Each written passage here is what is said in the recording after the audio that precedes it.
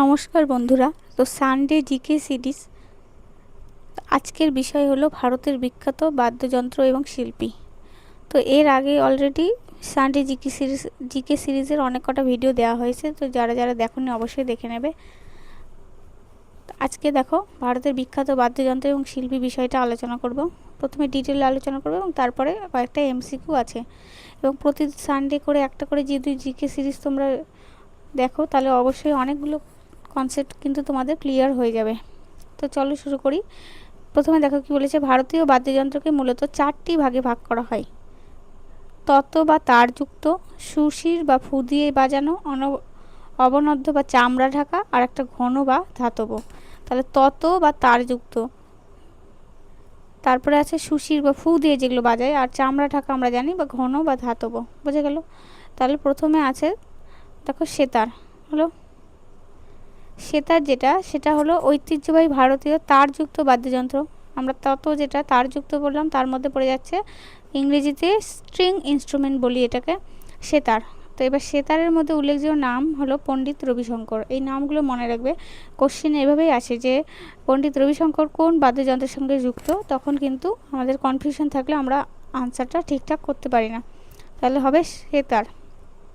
এবার দেখো ভারতের সর্বকালের অন্যতম সেরা সেতার বাদক, তিনি প্রথম ভারতীয় হিসাবে গ্র্যামি পুরস্কার পেয়েছিলেন। এবং তাহলে প্রথম ভারতীয় হিসাবে কি পুরস্কার পেয়েছিলেন? গ্র্যামি। বোঝা গেল? তাহলে গ্র্যামি পুরস্কার পেয়েছিলেন পণ্ডিত রবিশঙ্কর। আর 1999 সালে ভারতের সর্বোচ্চ বেসামরিক সম্মান ভারতরত্ন পান। কি সম্মান এটা? ভারতরত্ন। বোঝা গেল? তাহলে দেখো সেতার সেটা কিন্তু পণ্ডিত রবিশঙ্কর, তার মধ্যে উল্লেখযোগ্য একজন নাম, আর তিনি গ্র্যামি পুরস্কার পেয়েছিলেন প্রথম ভারতীয় হিসাবে। আর 1999 সালে সর্বোচ্চ বেসামরিক সম্মান ভারতরত্ন পান। হলো অন্যান্য বিখ্যাত শিল্পী, এই নামগুলো মনে রাখবে, এগুলো এমসিকিউতে আসে।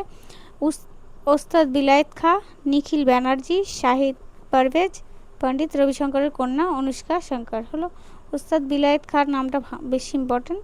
বোঝা গেল? তাহলে সেতার হলো। এবার দেখো সানাই।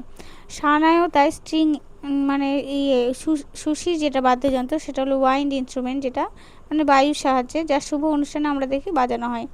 এবার সানাইয়ের মধ্যে দেখো ওস্তাদ বিসমিল্লাহ খান, তিনি সানাইকে সাধারণ বিয়ের মণ্ডপ থেকে তুলে এনে ধ্রুপদী সঙ্গীতের মঞ্চে আন্তর্জাতিক স্তরে প্রতিষ্ঠিত করেছিলেন।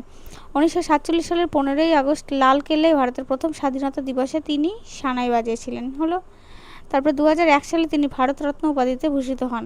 তাহলে এই টার্মগুলো মনে রাখবে যে ভারতরত্ন উপাধিতে ভূষিত হন কত সালে? 2001 সালে। সেটা কে ছিল? উস্তাদ বিসমিল্লাহ খান। হলো আর অন্যান্য বিখ্যাত শিল্পীগুলোর নাম মনে রাখবে: আলী আহমেদ হোসেন খান, কৃষ্ণ রাম চৌধুরী। তারপরে নেক্সট দেখো বাঁশি। ফ্লুট, বাঁশি একটি অত্যন্ত জনপ্রিয় ফু দিয়ে বাজানো সুশির বাদ্যযন্ত্র। পণ্ডিত হরিপ্রসাদ চৌরাসিয়া, এই নামটা ভালো করে মনে রাখবে, হরিপ্রসাদ চৌরাসিয়া কোন বাদ্যযন্ত্রের সঙ্গে যুক্ত? ফ্লুট বা বাঁশি। ভারতের সবচেয়ে বিখ্যাত বাঁশিবাদক, তিনি পদ্মবিভূষণ পুরস্কারে সম্মানিত হয়েছেন। অন্যান্য বিখ্যাত শিল্পী হলো পান্নালাল ঘোষ, ইনি ধ্রুপদী সঙ্গীতে বড় বাঁশি বা বংশী ব্যবহারের সূচনা করেন।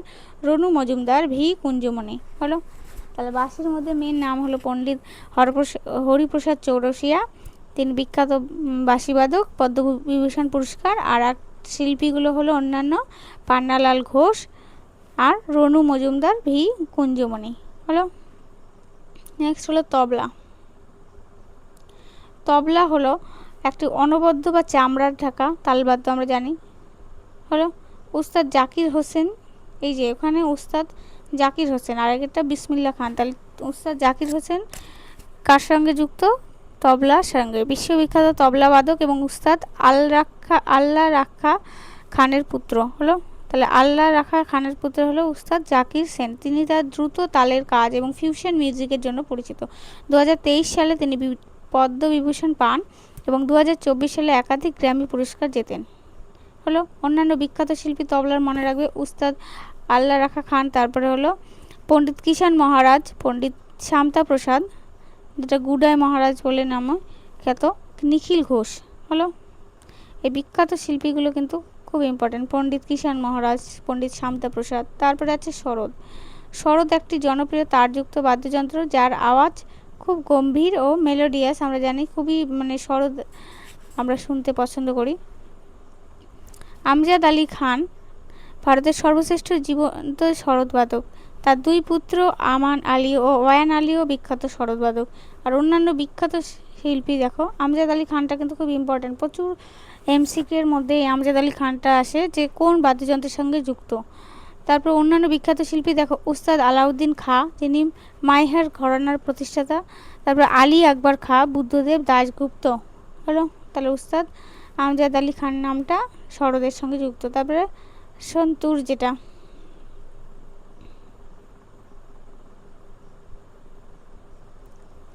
দেখো, সন্তুর মূলত কাশ্মীরের একটা লোকবাদ্যযন্ত্র ছিল যাতে 100টি তার থাকে। পরবর্তীতে একে ধ্রুপদী মঞ্চে আনা হয়।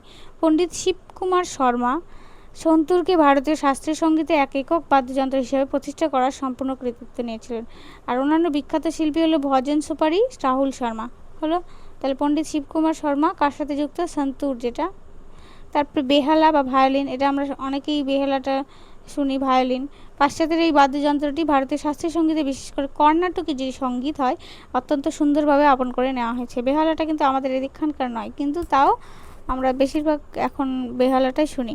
বিখ্যাত শিল্পী দেখো, লালগুড়ি জয়রামন, টি.এন. কৃষ্ণন, এম.এস. গোপাল কৃষ্ণন, এল. সুব্রমণ্যম। এই যে এল সুব্রমণ্যম নামটাও কিন্তু ইম্পর্টেন্ট। কোন বাদ্যযন্ত্রের সঙ্গে যুক্ত? বেহালা বা ভায়োলিন হলো। তাহলে এখানে বাদ্যযন্ত্রের মধ্যে মেন নাম যেগুলো, সে বিখ্যাত বাদ্যযন্ত্র এবং শিল্পীগুলো আলোচনা করলাম।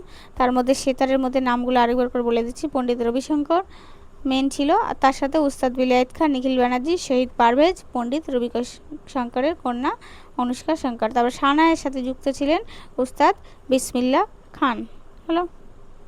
আর তা বাদে ছিল আলী আহমেদ হোসেন খান, কৃষ্ণরাম চৌধুরী। বাঁশির সাথে যুক্ত ছিলেন পণ্ডিত হরিপ্রসাদ চৌরাসিয়া। আর বাদবাকি হলো পান্নালাল ঘোষ, রনু মজুমদার, ভি কুঞ্জমণি। তবলার সাথে দেখো উস্তাদ জাকির হোসেন মেন নাম, আর তার সাথে উস্তাদ আল্লাহ রাখা খান, পণ্ডিত কিষান মহারাজ, পণ্ডিত শামতা প্রসাদ আর নিখিল ঘোষ। সরোদের সাথে যুক্ত মেন আমজাদ আলী খান, এই নামটা খুব ইম্পর্টেন্ট। তারপরে অন্যান্য বিখ্যাত শিল্পী উস্তাদ আলাউদ্দিন খাঁ আর আলী আকবর খাঁ আর বুদ্ধদেব দাশগুপ্ত। আর সন্তুর যেটা, সেটা কাশ্মীরের, এটার হলো পণ্ডিত শিবকুমার শর্মা। অন্যান্য বিখ্যাত শিল্পী ভজন সুপারি আর রাহুল শর্মা।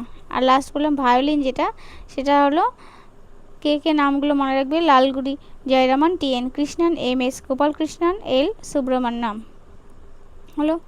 এরপরে এমসিকিউ কয়েকটা আছে, একটা প্র্যাকটিস করলে তোমাদের এই চ্যাপ্টারটা থেকে জিকেটা হয়ে যাবে। কিন্তু ভারতের প্রথম গ্র্যামি পুরস্কার যেটা বিজয়ী বিখ্যাত সেতার বাদক কে, যিনি 1999 সালে ভারতরত্ন পেয়েছিলেন? উস্তাদ বিলায়েত খাঁ, পণ্ডিত রবিশঙ্কর, আমজাদ আলী খান, নিখিল ব্যানার্জি। না, নিখিল ব্যানার্জি তো হবেই না।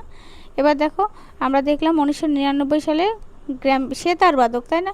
তাহলে সেতারের মধ্যে কোন নামটা ইম্পর্টেন্ট দেখলাম আমরা, যেটা দেখো সেতার, যেটা সানায়, তার আগে সবার প্রথমে পড়লাম সেতারের মধ্যে কিন্তু পণ্ডিত রবিশঙ্কর 1999। তাহলে এখান থেকে কিন্তু এই ধরনের কোশ্চিন আসতে পারে। তাহলে পণ্ডিত কোনটা হয়ে যাবে? 1999 সালে ভারতরত্ন পেয়েছিলেন সেতার বাদক মানেই পণ্ডিত রবি শঙ্কর হলো। তারপর 1947 সালের 15ই আগস্ট ভারতের প্রথম স্বাধীনতা দিবসে দিল্লি লালকেল্লায় দাঁড়িয়ে কে সানাই বাদন করেছিলেন? সানাই বাদনের নামের মধ্যে কি পড়লাম? আহমেদ হোসেন খান, বিসমিল্লা খান, আল্লাহ খান, কৃষ্ণরাম চৌধুরী। তাহলে সানাই বাদকে দেখো আমরা কি দেখলাম, এই যে সানাই বাদকে উস্তাদ বিসমিল্লা খান। তাহলে এখানে সঠিক আনসার কি হয়ে যাবে? উস্তাদ বিসমিল্লা খান। বোঝা গেল? তো এমসিকিউটা দেওয়ার কারণ যে কিভাবে কোশ্চিন আসে সেইটাই। তাই পণ্ডিত হরিপ্রসাদ চৌরাসিয়া নিচের কোন বাদ্যযন্ত্রটির সঙ্গে যুক্ত? দেখো এই যে এরকম কোশ্চিন আসছে, পণ্ডিত হরিপ্রসাদ চৌরাসিয়া আমরা কি দেখলাম কার সাথে? বাঁশি। এই নামগুলোই ইম্পর্টেন্ট, কোন বাদ্যযন্ত্র বা কোন ইয়ে বা কবে গ্র্যামি পুরস্কার পেয়েছিলেন এগুলো ভালো করে। তাহলে বাঁশি যেটা, তার সাথে কিন্তু যুক্ত হলো পণ্ডিত হরিপ্রসাদ চৌরাসিয়া। তারপর পণ্ডিত শিবকুমার শর্মা যিনি, তার কার সাথে? সরোদ, সন্তুর, বেহালা, তবলা। তাহলে শিবকুমার শর্মা আমরা দেখলাম কার সাথে? দেখো সন্তুর যেটা, সেটার সাথে হলো পণ্ডিত শিবকুমার শর্মা হলো। তাহলে পণ্ডিত শিবকুমার শর্মা হয়ে যাবে কার সাথে? সন্তুরের সাথে। তারপরে বিখ্যাত তবলাবাদক উস্তাদ জাকির হোসেন নিচের কোন বিখ্যাত তবলা শিল্পীর পুত্র? তাহলে তবলাবাদক উস্তাদ জাকির হোসেন কার? আলরাখা খান, কিষান মহারাজ, শামতা প্রসাদ, আসাদ আলী খান। তাহলে উস্তাদ জাকির হোসেন কি? তবলা শিল্পী। তাহলে তবলার মধ্যে আমরা দেখলাম কে? উস্তাদ জাকির হোসেন ছিলেন উস্তাদ আল রাক্কা খানের পুত্র। কার পুত্র? আল রাক্কা খান। হলো। তাহলে এরকম যদি কোশ্চেনগুলো আসে তাহলে তোমরা সহজেই আনসার করতে পারবে। এই যে জাকির হোসেন কার সাথে? উস্তাদ আল রাক্কা খানের পুত্র। হলো। উস্তাদ আমজাদ আলী খান নিচের কোন বাদ্যযন্ত্রটির সঙ্গে যুক্ত একজন কিংবদন্তি শিল্পী? এইভাবেই কোশ্চেন আসে। আমজাদ আলী খান আমরা কি দেখলাম? সারেঙ্গি না, সারেঙ্গি তো দেখিনি, রুদ্রবীণা তো দেখিনি। এবার সরোদ আর সেতারের মধ্যে আমরা কি দেখলাম? আমজাদ আলী খান কোথায় দেখলাম? দেখো, বেহালাতেও দেখিনি, সন্তুরে নয়, এই যে সরোদে। হ্যাঁ, আমরা সরোদে দেখলাম যে উস্তাদ আমজাদ আলী খান একজন জীবন্ত সরোদ বাদক। বোঝা গেল? তাহলে উস্তাদ আমজাদ আলী খান কার সাথে যুক্ত? সরোদ, যে সরোদ যিনি, তার সাথে যুক্ত। হলো। তাহলে এইভাবে করে আমরা জিকের সাথে রিলেট করে কোশ্চেন প্র্যাকটিস করলে কিন্তু করতে পারবো।